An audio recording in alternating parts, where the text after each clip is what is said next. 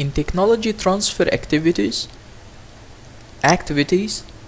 there may be specific types of conflict of interest that need to be addressed, including situations in which university researchers or their relatives have a financial interest in any of the university's licensees.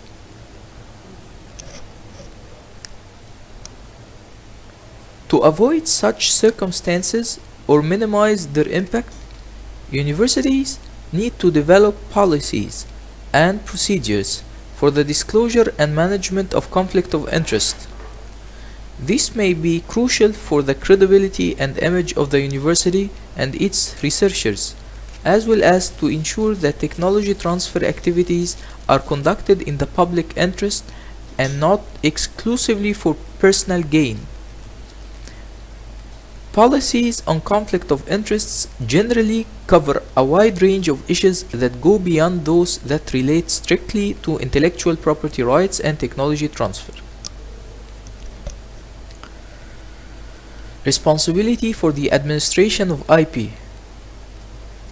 IP policies generally determine which body of the university will be responsible for the protection and management of the university's IP rights. In many cases, such responsibility is assigned to the Technology Transfer Office. For more information, you can see Section 3 for more information about Technology Transfer Offices. Responsibility for evaluating invention disclosures and taking decisions on whether or not to patent is generally also split out in the IP policy. Obligations for the university and of the researchers. University internal IP policies may state certain obligations for the researchers as well as for the institution itself. Obligations of an inventor may include, for example, number 1, the need to disclose to the appropriate body determined in the policy any research results that could be protectable by IP rights.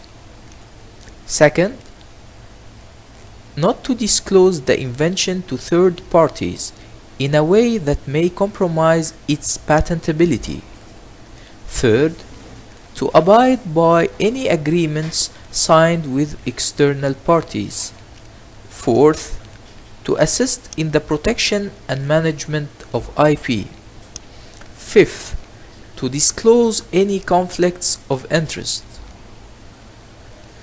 Obligations for the university or of its relevant bodies may include, for example, to evaluate every disclosure, to minimize delays, to maintain confidentiality over inventions, to facilitate transfer so as to benefit the public, and to assign ownership to the inventor, research funding agency or government if it decides not to patent or license.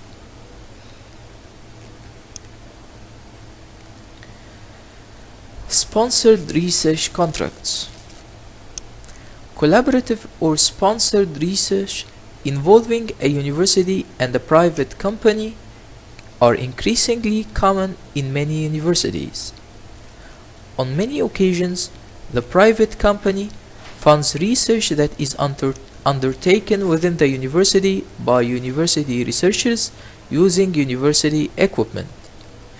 It's important to have clear rules on IP ownership in such cases, as well as guidelines on whether the sponsor is entitled to an exclusive or non-exclusive license, whether it would have to pay royalties to use the technology that results from such research, and whether it would have the right to license or sub-license to third parties.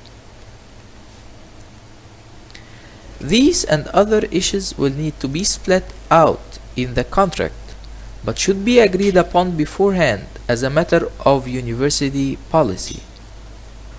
Many universities try to maintain some degree of control over IP generated through sponsored research contracts requiring at least joint ownership. Again, many universities try to maintain some degree of control over the IP generated through sponsored research contracts, requiring at least joint ownership.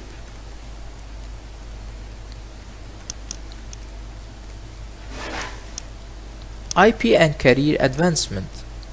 The inclusion of quantitative data on patents and licenses as criteria for recruitment and career development or career advancement of researchers may also be considered an important incentive for researchers. Again, it's very important to consider that IP is playing a vital role for career advancement. Accordingly, the inclusion of quantitative data on patents and licenses as criteria for recruitment and career advancement, that is to say promotion of researchers, may also be considered an important incentive for researchers to engage in such activities.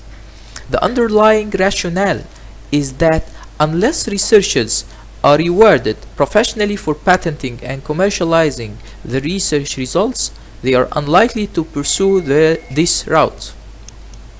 Again, the underlying rationale is that unless researchers are rewarded professionally for patenting and commercializing the research results, they are unlikely to pursue this route. Favoring a speedy publication of the research results instead that would hinder the opportunities to patent and transfer the technology thereafter. Again, the underlying rationale is that unless researchers are rewarded professionally for patenting and commercializing the research results, they are unlikely to pursue this route. Favoring a speedy publication of the research results instead that would hinder the opportunities to patent and transfer the technology thereafter. Accordingly, different countries and institutions have adopted different systems for evaluating patents and licenses for the purpose of career advancement, taking into consideration that it may also be important to avoid creating incentives for indiscriminate filing of patent applications given the cost involved. Again, different countries and institutions have adopted different systems for evaluating patents and licenses for the purposes of career advancement, taking into consideration that it may also be important to avoid creating incentives for indiscriminate filing of patent applications given the costs involved.